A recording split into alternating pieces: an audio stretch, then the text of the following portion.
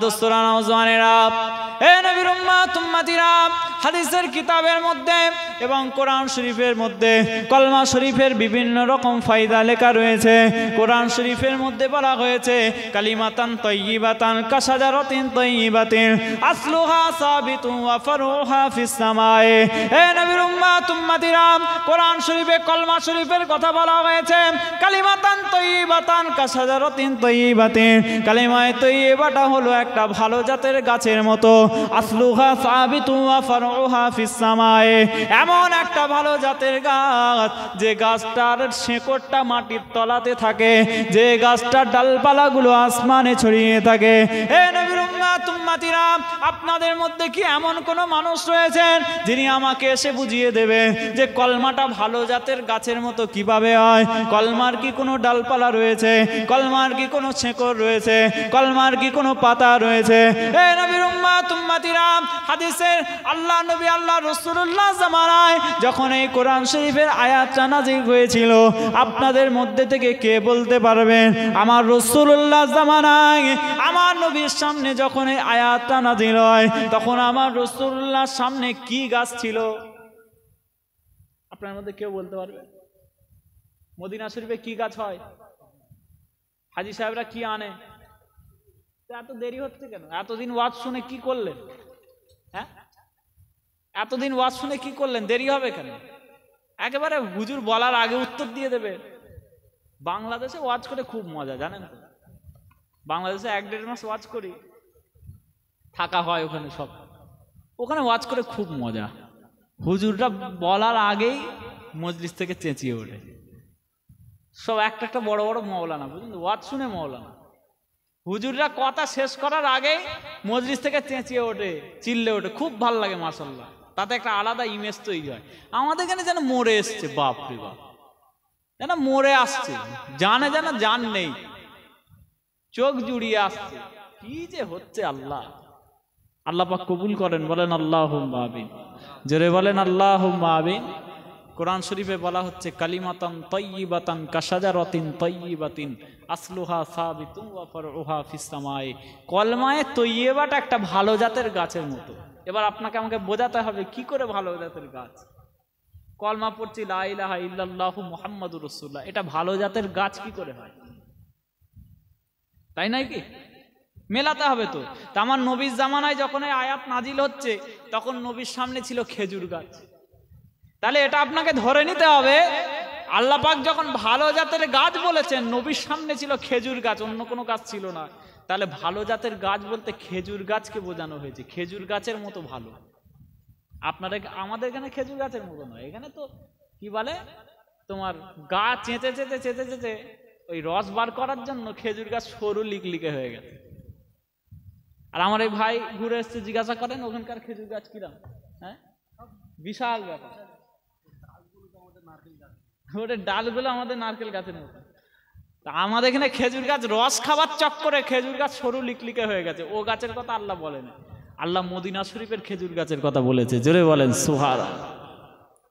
ভাই আমার দোস্তরা নওজওয়ানেরা, হে নবীর উম্মত উম্মতিরা, আপনাকে আমাকে বুঝিয়ে দিতে হবে যে ভালো জাতের গাছের মতো কিভাবে হয়ে যায়। খেজুর গাছ ভালো জাতের গাছ, এর মতো কলমা শরীফটা তুলনা কিভাবে করবেন? হে নবীর উম্মত উম্মতিরা, খেজুর গাছের ডালপালাগুলো যেমন মাটির খেজুর গাছের শেকড় যেমন মাটির তলাতে লুকিয়ে থাকে, খেজুর গাছের ডালপালা যেমন আসমানে ছড়িয়ে থাকে। প্রত্যেকটা গাছের বৈশিষ্ট্য হচ্ছে শেকড়গুলো মাটির নিচেতে থাকবে, ডালপালা গুলো আসমানে ছড়িয়ে থাকবে। হে নবীর উম্মত উম্মতিরা, আল্লাহ পাক বলেছেন আসলুহা সাবিতু ওয়া ফারউহা ফিস সামায়ে। একটা ভালো জাতের গাছ যেমন শেকড়গুলো মাটির নিচে থাকে, ডালপালাগুলো আসমানে ছড়িয়ে থাকে, কলমা শরীফটা তেমনই একটা ভালো জাতের গাছ যার শেকড়টা আপনার দিলের মধ্যে লুকিয়ে থাকে আর ডালপালাগুলো আসমানে ছড়িয়ে থাকে। আর একটু জোরে বলা যাবে না? একটু কলিজা দিয়ে বলা যাবে না? নারে তাকবীর। এবার বোঝান ডালপালা কোনগুলো? এ নবীর উম্মত উম্মতিরা, কলমা শরীফের শেকড়টা আপনার দিলের মধ্যে লুকিয়ে থাকে। শুধু মুখে কলমা পড়লে কলমা বলা হওয়া যায় না, শুধু মুখে কলমা যে সে পড়তে পারে। মমতা ব্যানার্জি মাইকে বলে দিল লা ইলাহা ইল্লাল্লাহ মুহাম্মাদুর রাসূলুল্লাহ। মমতা ব্যানার্জি ইমানদার হয়েছে না হয়নি? হয়েছে। এটা শুধু মুখে বলার নাম ইসলাম নয়। নরেন্দ্র মোদী সাহেব অনেক সময় কোরআন শরীফ পড়ে তাকে ভিডিওতে দেখবেন কোরআনের আয়াত উদ্ধৃতি করছে, হাদিস শরীফের কথা উদ্ধৃতি করছে, তাহলে কি সে ইমানদার? না না না না, এরা ইমানদার হতে পারে না। কারণ কলমা শরীফের বৈশিষ্ট্য আছে, শুধু মুখে পড়লে হবে না, অন্তর দিয়ে বিশ্বাস করলে ইমানদার হয়ে যাবে। শুধু মুখে পড়লে কাজ হবে না। হায় আমার দোস্তরা, নওজওয়ানেরা, হে নবীর উম্মত উম্মতিরা, এবার আমাকে বুঝিয়ে দেন কলমা গাছের ডালপালাগুলো কোনগুলো? হে নবীর উম্মত উম্মতিরা, আমি আপনাকে বলে দিচ্ছি, কলমা গাছের ডালপালা হচ্ছে নামাজ, কলমা গাছের ডালপালা হচ্ছে রোজা, কলমা গাছের ডালপালা হচ্ছে হজ, কলমা গাছের ডালপালা হচ্ছে যাকাত। যদি আপনি নামাজ না পড়েন, কলমা গাছের ডাল আপনার মধ্যে নাই, তাহলে কলমা গাছ শুকিয়ে গেছে। হে নবীর উম্মত উম্মতিরা, যে ব্যক্তি নামাজ পড়ে জানতে হবে সে কলমাওয়ালা। কারণ কলমা যদি দিলে না থাকতো সে নামাজ পড়তো না। জুম্মা দিনে নামাজ পড়লো, জানতে হবে দিলে কলমার উপর বিশ্বাস আছে। কলমার উপর বিশ্বাস যদি না থাকতো, তার জুম্মার দিনে যাওয়া আর না যাওয়ার সমান। সে জুম্মার দিনে যাবে কেন? সে এক মাস রোজা রাখতে যাবে কেন? লাইলাতুল কদরে দাঁড়িয়ে দাঁড়িয়ে নামাজ পড়তে যাবে কেন? তার মধ্যে কলমা আছে বলে আল্লাহ পাক আমলগুলোকে জারি করে দিয়েছে। এই আমলগুলোকে যদি জিন্দা রাখতে যান, কি করতে হবে? কলমার উপর জিকির করতে হবে। কলমা শুধু পড়লে হবে না, সকাল সন্ধ্যা কলমা জিকির করতে হবে, কলমার প্র্যাকটিস করতে হবে। ফুরফুরা সিলসিলাটা কি জিনিস আমরা তাই জানি না। ফুরফুরা শরীফের মুজাদ্দিদে জামান আপনাকে আমাকে যে কাজটা করিয়েছিলেন, কলমা শরীফ শুধু পড়াননি, কলমাটা অন্তরের মধ্যে শেকড় তৈরি করে দিয়েছে। কলমা শরীফের জিকির করবেন।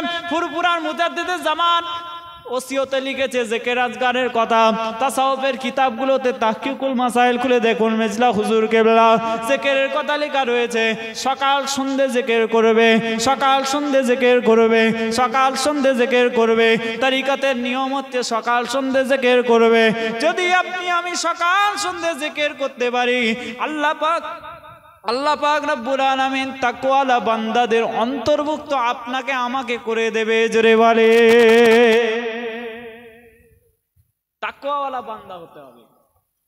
নরমাল মুসলমান হলে চলবে না, ইন্টেলেকচুয়াল মুসলমান হতে হবে। নরমাল মুসলমান হলে চলবে না, একটু অ্যাডভান্স মুসলমান হতে হবে। কথা ঠিক বলছি না ভুল বলছি? ওরম টুপি দাড়িওয়ালা মুসলমান কত আছে আমার মতো ঘুরছে। আমার মতো জুব্বাওয়ালা ঈদের দিনে দেখেন না, সারা বছর সোনা পালিশের কাজ করতো, সারা বছর সোনা পালিশের কাজ করতো, হাফ প্যান্ট পরে ঘুমোতো। ঈদের দিনে দেখি বড় জুব্বা লেগিয়ে মাথায় পাগড়ি বেঁধেছে। আমি বলছি, এরা তুই তো পিসাব হয়ে গেছিস। ওটা ভাইজান এখন এটা ট্রেন্ড চলছে, এটা এখন চলছে। ঈদের দিনে জুব্বা পরাটা এই বছর উঠেছে বেশি। কথা বুঝতে? আমাদের ফুরফুরায় আমার এক বন্ধু জুব্বার দোকান করেছে, তো লাইন আমি কারা জুব্বা লিখছে, তো সব একটা একটা ফেরেস্তা।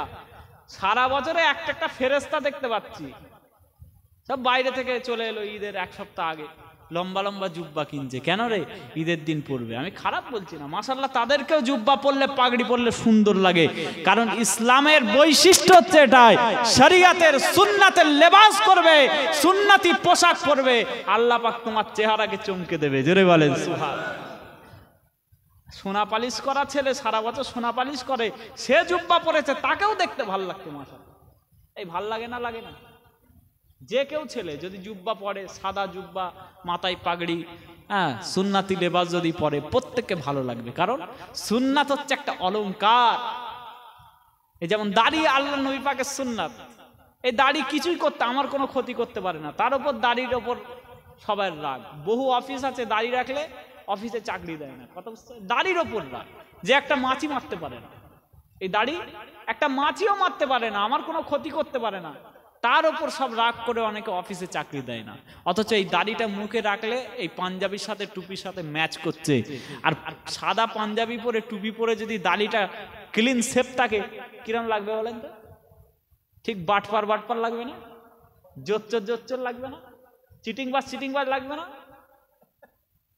শরীরে বড় পাঞ্জাবি, মাথায় সুন্দর পাগড়ি, আর মুখে দাড়ি ক্লিন শেভ, কিরম লাগবে?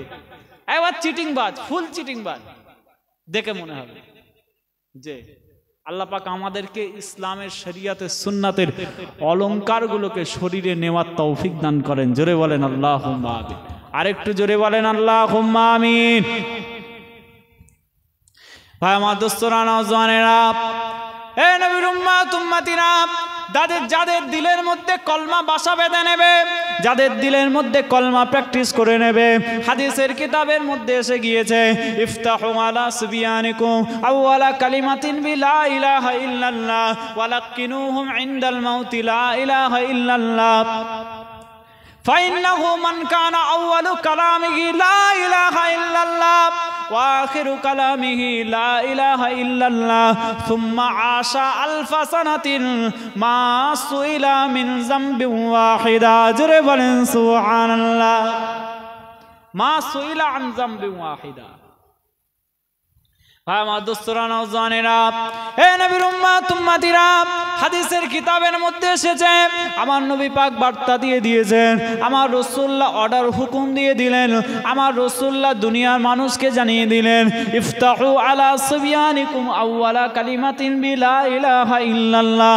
তোমাদের বাড়িতে নতুন যে বাচ্চাটা ভূমিষ্ঠ হবে, নতুন যে বাচ্চা তোমাদের বাড়িতে ঘর আলো করে আসবে, যে সুসন্তান, যে সন্তান সন্ততি ছেলে হোক বা মেয়ে হোক, তোমাদের বাড়িতে নতুন যে বাচ্চা ভূমিষ্ঠ হবে, জন্ম হবে, ওই বাচ্চাটা যখন আস্তে আস্তে বড় হয়ে উঠবে, ওই বাচ্চা যখন কথা বলতে শিখবে, অন্য কোনো কথা শিখিও না, ওই বাচ্চাটাকে বাপ মা বলা শিখিও না, ওই বাচ্চাটাকে নানা নানি বলা শিখিও না, ওই বাচ্চাটাকে দাদা দাদি বলা শিখিও না।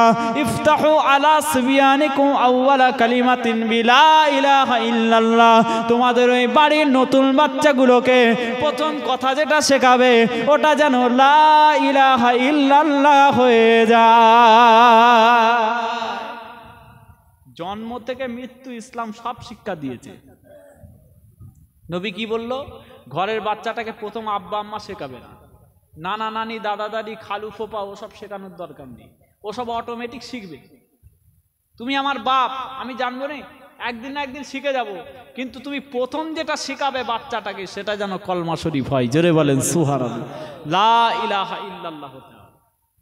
আমাদের বাচ্চাগুলো এরকম বড় বড় একটা করে স্মার্টফোন আছে, দামড়া দামড়া স্মার্টফোনে ইউটিউব আছে, ফেসবুক আছে, ইনস্টাগ্রাম আছে, হোয়াটসঅ্যাপ আছে, উইচ্যাট আছে।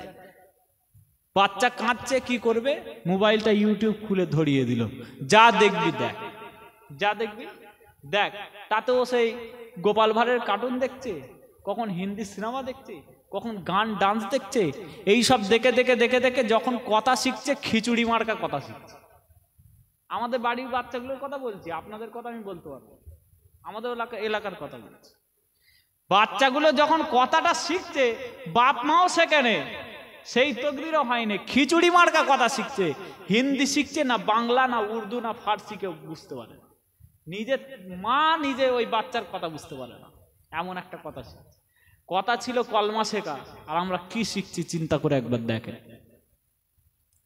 ভাই আমার দোস্তরা, নওজওয়ানেরা, এ নবীর উম্মত উম্মতিরা, হাদিস শরীফের কিতাবের মধ্যে এসেছে, ওয়ালাকিনুহুম ইনদাল মাউতি লা ইলাহা ইল্লাল্লাহ।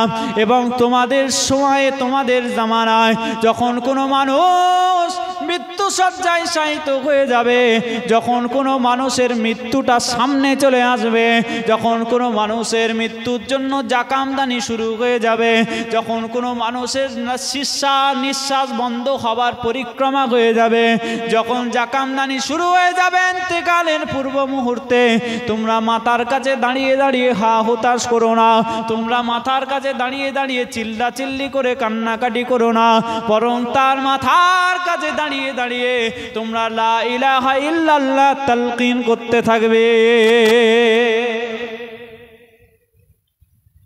فإنه من كان أول كلامه لا إله إلا الله وآخر كلامه لا إله إلا الله ثم عاش ألف سنة ما سئل عن ذنب واحد। হাদিস শরীফের মধ্যে স্পষ্ট এসেছে, যদি তোমাদের জীবনের প্রথম কথাটা লা ইলাহা ইল্লাল্লাহ হয়ে যায়, আর জীবনের শেষ কথাটা যদি লা ইলাহা ইল্লাল্লাহ হয়ে যায়, তাহলে কাল কিয়ামতের মহামাঠ মহাময়দানেতে আল্লাহ পাক তোমার কোনো গুনাহ সম্পর্কে জিজ্ঞাসা করবে না। জোরে বলেন সুবহানাল্লাহ। হাদিসে এসেছে সুম্মা আশা আলফা সানাতি, দুনিয়ার মধ্যে যদি তোমার 1000 বছরও যদি আল্লাহ হায়াত দিয়ে দেয়, তারপরেও কিয়ামতের ময়দানে তোমার একটা গুনাহ সম্পর্কে আল্লাহ প্রশ্ন করবে না। আরেকবার জোরে বলেন সুবহানাল্লাহ, আরেকটু কলিজা দিয়ে বলেন সুবহানাল্লাহ। তাহলে কলমা শরীফে প্র্যাকটিস করতে হবে না? হবে না? সব সময় মুখে কলমা লেগে থাকবে। আমাদের তরিকাতের ভাষায় মুজাদ্দিদে জামান বলেছিলেন এটা হচ্ছে নাফি ইসবাতের জিকির।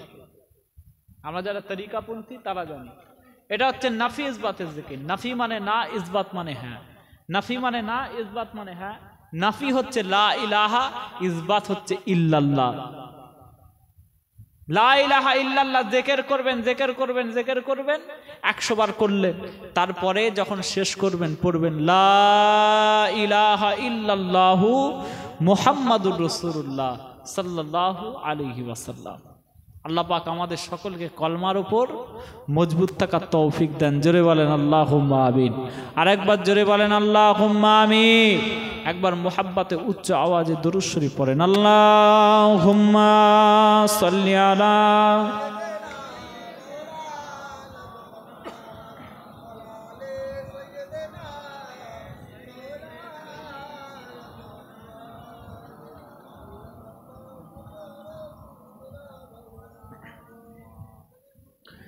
तू शाह खूबा तू जाने जाना है चेहरा उम्मुल किताब तेरा। तू शाह खूबा तू जाने जाना है चेहरा उम्मुल किताब तेरा। ना बन सकी है ना बन सकेगा, ना बन सकी है ना बन सकेगा मिसाल तेरी जवाब तेरा। तू शाह खूबा तू जाने जाना है चेहरा उम्मुल किताब तेरा। ना बन सकी है ना बन सकेगा मिसाल तेरी जवाब तेरा। तू सबसे अव्वल तू सबसे आखिर मिला है हुस्ने दवाम तुझको। तू सबसे अव्वल तू सबसे आखिर मिला है हुस्ने दवाम तुझको। है उम्र लाखों बरस की तेरी, है उम्र लाखों बरस की तेरी, मगर है ताजा शबाब तेरा। तू शाह खूबा तू जाने जाना है चेहरा उम्मुल किताब तेरा। ना बन सकी है ना बन सकेगा, ना बन सकी है ना बन सकेगा मिसाल तेरी जवाब तेरा। কবি বলছেন ইয়া রাসূলুল্লাহ ইয়া হাবিবাল্লাহ, আপনার বয়সের তো কোনো তুলনাই নেই, আপনার বয়স হচ্ছে 1000 বছরেরও বেশি। জোরে বলেন সুবহানাল্লাহ। আপনার বয়সের কোনো হিসাবই আমাদের কাছে নেই। আপনার আমার কাছে আছে নাকি নবীর বয়সের হিসাব? কেন জানেন না 63 বছরের বয়স? নেই বলছেন কেন? সিরাত পড়েননি? সিরাত গ্রন্থ সিরাতে ইবনে হিশাম আর রাহিকুল মাকতুম, তারপরে আপনার কি বলে বিশ্ব নবী, এসব কিতাব পড়েন না? নবীর বয়স কত লেখা আছে? 1000 বছর? কত লেখা আছে? আরে বলেন না রে ভাই, ওয়াজটা শোনেন না নাকি? দিন রাত মোবাইল শুনে শুনে ওয়াজ শুনে শুনে ঘুমোচ্ছেন আর উত্তর দিতে পারছেন। তো 63 বছর পরিচিত। এদিকে কবি বলছে ইয়া রাসূলুল্লাহ আপনার কত বয়স আমরা জানি না, জোরে বলবেন না সুবহানাল্লাহ। নবীর দুনিয়ার জিন্দেগির হায়াত 63 বছর, কিন্তু নবীর নবুয়তের হায়াত আমরা জানি না, জোরে বলেন সুবহানাল্লাহ।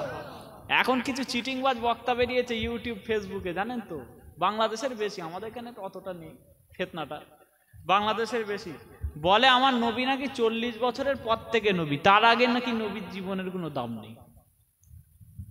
একটু নাউজুবিল্লাহ আস্তে আস্তে বলেন, একটু জোরে বলেন নাউজুবিল্লাহ, কলিজা দিয়ে বলেন নাউজুবিল্লাহ। বলছে নবী 40 বছরের পর থেকে নবী, ওই জিন্দেগিটার দাম আছে, মানে 20 ইয়ার্স 23 ইয়ার্স 23 বছরের দাম আছে, তার আগের জীবনটার নাকি কোনো দাম নেই, মানে নাকি নবীই ছিল না। বলবেন না নাউজুবিল্লাহ। এখানে কবি ভেঙে দিয়েছে। জিবরাইল আমিন আলাইহিস সালাতু ওয়াস সালাম আমার রাসূলুল্লাহর কাছে এসেছে। নবী পাক সাল্লাল্লাহু আলাইহি ওয়াসাল্লামের মনে প্রশ্ন জাগলো, জিবরাইল তোমাকে একটা উত্তর দিতে হবে। আমার মনে প্রশ্ন হয়েছে, কি উত্তর দেবে? তোমাকে আমি রাসূলুল্লাহ জিজ্ঞাসা করছি তোমার বয়স কত? কাকে বলছে? নবী পাক সাল্লাল্লাহু আলাইহি ওয়াসাল্লাম জিবরাইল আমিনকে বলছে, জিবরাইল তোমার বয়স কত আমাকে বলো। জিবরাইল আমিন আলাইহিস সালাতু ওয়াস সালাম তিনি বলছেন, ইয়া রাসূলুল্লাহ হাবিবাল্লাহ, আমি তো আমার নিজের বয়স গুনিনি, কারণ দুনিয়ার মানুষ তারা বয়স গোনে, তাদের দরকার আছে বয়স গোনার। আমাদের আইডি কার্ড লাগে, আধার কার্ড লাগে, ভোটার কার্ড লাগে, আমাদের ব্যাংকের অ্যাকাউন্ট লাগে, প্যান কার্ড লাগে, সব জায়গায় ডেট অফ বার্থ লাগে, ঠিক কি না? হিসাবের দরকার আমাদের আছে, দুনিয়ার মানুষদের আছে। দুনিয়ার মানুষ হিসাব করা অভ্যাস আছে, 60-70 বছর বয়স, তো ওই জন্য আমরা হিসাব করি। জিবরাইল আমিন আলাইহিস সালাতু ওয়াস সালাম বলছেন, আমি তো হিসাবই করিনি আমার কত বয়স, জোরে বলবেন না সুবহানাল্লাহ। আমার কাছে কোনো হিসাবই নেই ইয়া রাসূলুল্লাহ। তবে আমি আপনাকে একটা কথা বলতে পারি। কি কথা? আমি জিবরাইল, আল্লাহ পাক রব্বুল আলামিন আমাকে দেখান 70,000 বছর পরে পরে চতুর্থ আসমানে একটা করে তারা ফোটে, একটা তারা চতুর্থ আসমানে ফোটে, 70,000 বছর পরে একবার করে ফোটে। কত হাজার বছর পর? 70,000 বছর পরে চতুর্থ আসমানে একটা তারা ফোটে। আমি জিবরাইল ওই তারাটাকে দেখতে পাই, জোরে বলেন সুবহানাল্লাহ। আর আমি জিবরাইল আমার টোটাল জীবনের মধ্যে ওই তারকাটাকে টোটাল সব মিলিয়ে 72,000 বার দেখেছি। 70,000 বছর পরে পরে একবার করে ফোটে, সেই তারাটাও 72,000 বার ফুটতে দেখেছে। তাহলে আপনাকে যদি বয়স বার করতে হয় 70,000 বছরের সাথে ইন্টু করে 72,000 গুণ করতে হবে। গুণ করলে তারপর বয়স বেরোবে, তার সাথে এখন অবধি আবার 1400 বছর অ্যাড করতে হবে, যেহেতু নবীর জামানা থেকে এখন 1400 বছর, এইটা আবার তার সাথে যোগ করতে হবে। যোগ করলে জিবরাইল আমিনের বয়স বেরোবে। বলুন না সুবহানাল্লাহ। ভাই আমার দোস্তরা, নওজওয়ানেরা, হে নবীর উম্মত উম্মতিরা, আমার নবী পাক সাল্লাল্লাহু আলাইহি ওয়াসাল্লাম জিবরাইল আমিন ফেরেশতাকে ডেকে বলে, ও জিবরাইল শোনো শোনো শোনো শোনো, আমি রাসূলুল্লাহ বলছি, তুমি যে তারকাটাকে 70,000 বছর পরে পরে একবার করে দেখতে, তুমি তোমার জীবনে যে তারকাটাকে টোটাল 72,000 বার দেখেছ, ওই তারকাটা অন্য কেউ নয়, আমি মুহাম্মাদুর রাসূলুল্লাহ ছিলাম। ওটা আমি ছিলাম, জোরে বলবেন না সুবহানাল্লাহ।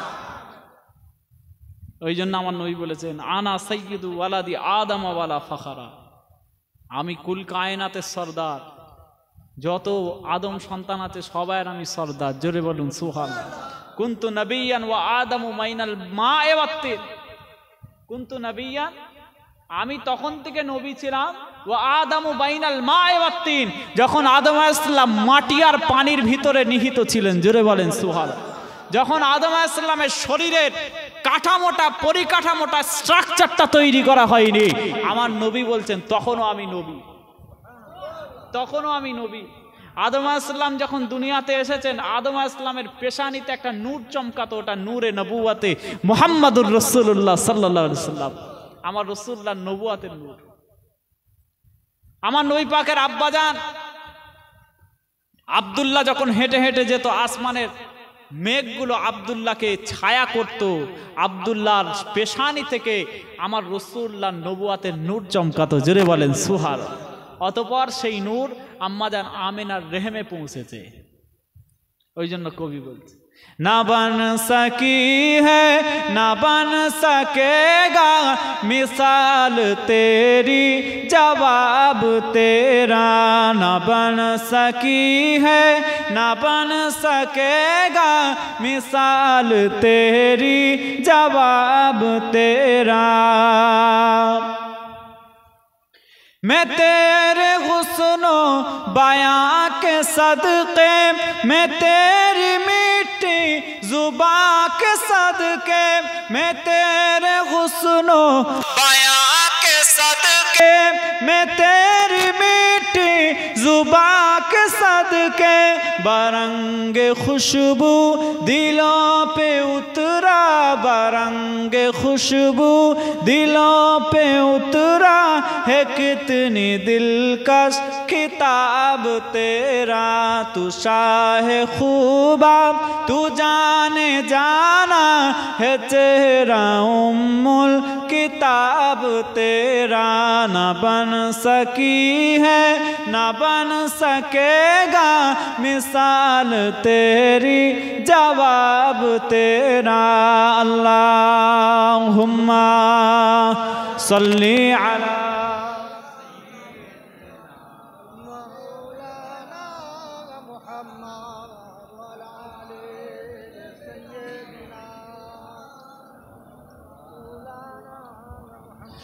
ভাই আমার দোস্তরা নওজওয়ানেরা, এ নবীর উম্মত উম্মতিরা, একটা আলোচনা করতে করতে ছেড়ে এসেছিলাম যারা জান্নাতের দরওয়াজার কাছে দাঁড়িয়েছিল তারা কি জান্নাতে ঢুকতে পারবে, তারা কখন জান্নাতে ঢুকতে পারবে। হে নবীর উম্মত উম্মতিরা, ওই সমস্ত ওলি বান্দাগুলো তাদের পরিচয় কি হবে? সাহাবায়ে কেরাম আমার রাসূলুল্লাহকে জিজ্ঞাসা করেছিলেন কিয়ামতের ময়দানে যাদের চেহারাটা পূর্ণিমার চাঁদের মতো উজ্জ্বল হবে ওদেরকে আমরা চিনতে পারবো কি করে? দুনিয়ার মানুষ তাদেরকে চিনতে পারবে কি করে? তাদেরকে যদি চিনতে পারে তবে তো তাদের কাছে গিয়ে বসবে, তবে তো তাদের কাছে গিয়ে ইলম অর্জন করবে, তবে তো তাদের কাছে গিয়ে সোহবত নিয়ে নেবে। হে নবীর উম্মত উম্মতিরা, আমার রাসূলুল্লাহ বলেছিলেন ইউসাব্বিহুনাল্লাহ বুকরাতান ওয়া আশিয়া, তাদেরকে দেখে চিনতে পারবে তারা সকাল সন্ধ্যে আমার আল্লাহ জিকির করে। দুনিয়া জমিনে আপনি দেখে দেখেন, আপনি তাকিয়ে দেখেন, আপনি কিতাবগুলো পড়তে চালু করেন, আপনি সিরাতের কিতাবগুলো পড়তে থাকেন, আপনি জীবনী গ্রন্থগুলো পড়তে থাকেন, কাদেরকে পৃথিবীর কোটি কোটি মানুষ চিনে নিয়েছিল যে এরা আল্লাহর ওলি, কাদের মাজারে যে আজও লাখো লাখো মানুষ জিয়ারত করে যে এরা আল্লাহর ওলি, তাদেরকে মানুষ কিভাবে চিনেছিল? প্রথমত মনে হয়েছিল এরা হচ্ছে পাগল, প্রথমত মনে হয়েছিল এরা হচ্ছে পাগল। যেমন বিশের হাফিকে পাগল মনে হয়েছিল, জুন্নুল মিস্ত্রিকে পাগল মনে হয়েছিল, বাহলুল মাজুবকে পাগল মনে হয়েছিল, হাজরতে ইমামে আজম আবু হানিফা রহমাতুল্লাহ আলাইহি, ইমাম শাফি রহমাতুল্লাহ আলাইহি, ইমাম মালিক রহমাতুল্লাহ আলাইহি, ইমাম আহমদ ইবনে হাম্বল রহমাতুল্লাহ আলাইহি। একটা জীবন এমন হয়েছিল ইমাম শাফি হুজুর, ইমাম আহমদ ইবনে হাম্বল হুজুর বিশের হাফির মতো মানুষের দরবারে গিয়ে বসে থাকে। গ্রামের মানুষ জিজ্ঞাসা করে আপনারা কি পাগল হয়ে গেলেন? এত বড় আল্লামা আল্লাহ আপনাদেরকে করেছে, এত বড় আলেম আল্লাহ আপনাদেরকে করেছে, তারপর আপনারা ওই পাগলদের কাছে গিয়ে কেন বসেন? ইমাম শাফি রহমাতুল্লাহ আলাইহি, ইমাম আহমদ ইবনে হাম্বল জানিয়েছিলেন ও আমার গ্রামের মানুষেরা, আমরা এই জন্য ওই সমস্ত আল্লাহর ওলিদের কাছে গিয়ে বসি কারণ আমরা কোরআন শরীফ পড়ে পড়ে কোরআন শরীফের ইলম অর্জন করেছি, হাদিস শরীফ পড়ে পড়ে হাদিস শরীফের ইলম অর্জন করেছি, ফিকহ নিয়ে চর্চা করে করে হাজার হাজার মাসআলা ইস্তেমবাদ করেছি। কিন্তু দুনিয়া জমিনে কোন লাইনে চললে, কোন আমলগুলো করলে আমার আল্লাহ পাকের নৈকট্য হাসিল করা যায়, আমার নবী পাকের নৈকট্য হাসিল করা যায়, কোন আমলগুলো করলে আমার নবী পাকের দিদার পাওয়া যায়, এটা আমাদের জানা ছিল না। আমরা এত বড় আলেম হতে পারি কিন্তু আমাদেরকে আল্লাহ পাকের নৈকট্য হাসিল করার জন্য তোমরা যে বিশের হাফিকে পাগল বলছো ওই বিশের হাফির দরবারে গিয়ে বসে থাকি। জোরে বলেন সুবহানাল্লাহ। আল্লাহর ওলিদেরকে মানুষ একটু পাগলই ভাবে। মানুষ কি ভাবে? একটু পাগল ভাবে। বুঝতে পেরেছে? ইমাম শাফি কি কম বড় আলেম ছিলেন? এখন বর্তমান জামানায় যত আলেম আছে, যত বক্তা আছে, এদের থেকে ইমাম শাফি রহমাতুল্লাহ আলাইহি বড় আলেম ছিলেন না ছোট ছিলেন বলেন তো? একটু জোরে বলেন। যত ইউটিউব ফেসবুকে যত আলেম উলামাদেরকে দেখছেন, এদের থেকে ইমাম শাফি বড় আলেম ছিল না ছোট আলেম ছিল? বড় আলেম ছিল। গ্রামের মানুষ তাকে বড় আলেম বলে চিনত, দাওয়াত করতো, মুরগি মুসাল্লাম খাওয়াতো, মিলাদ পড়াতো, আমাদের মতো আমাদেরকে যেমন মানুষ খাওয়ায়, মানুষ এর যে সম্মান করে, তাকেও গোটা এলাকার মানুষ সম্মান করতো। কেন? 4 ইমামের 1 ইমাম, সারা বিশ্ব ব্রহ্মাণ্ড তাদেরকে ইমাম বলে জানে। কথা ঠিক কিনা? গ্রামের মানুষ ধরেছে। আপনারা কি পাগল টাগল হলেন নাকি? আমরা আপনাদেরকে এত সম্মান করি, তাতে কি আপনাদের হয় না?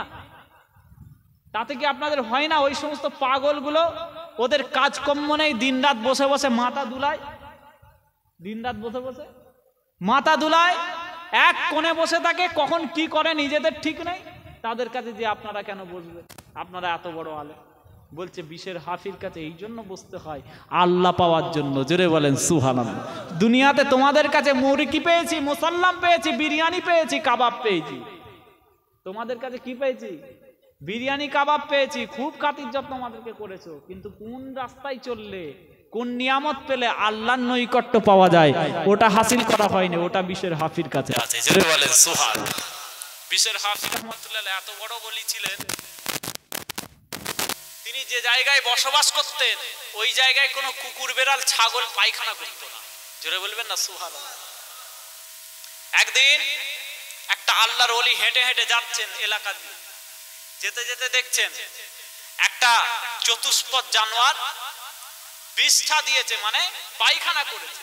নিজের চোখে দেখতে পাচ্ছে যে পায়খানা করেছে। দেখার সাথে সাথে ওই আল্লাহর ওলিটা মুখে পড়ছেন ইন্না লিল্লাহি ওয়া ইন্না ইলাইহি রাজিউন। কুকুর বেড়াল ছাগল ঘোড়া গরু পায়খানা করলে ইন্না লিল্লাহি পড়তে হয় নাকি? ইন্না লিল্লাহি পড়ে না?